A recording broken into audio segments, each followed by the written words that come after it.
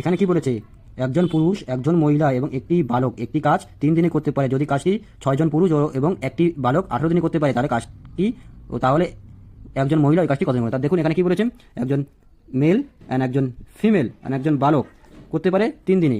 এখানে মেল বলেছে 6 দিনে মানে পিঠা, আর বালক বালক হচ্ছে বয় মানে হচ্ছে 18 দিনে। এদের লসাগু হয় 36।